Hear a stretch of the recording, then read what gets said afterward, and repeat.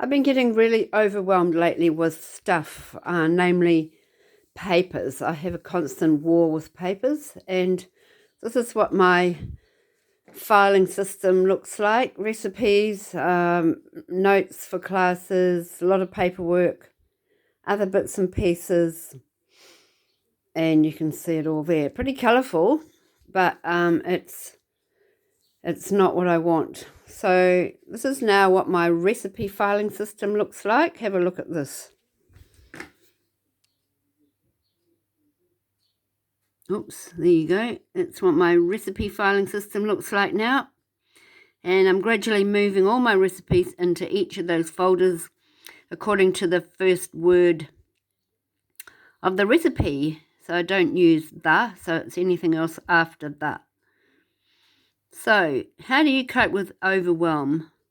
Is it getting you down? Is it occupying space in your head, in your life?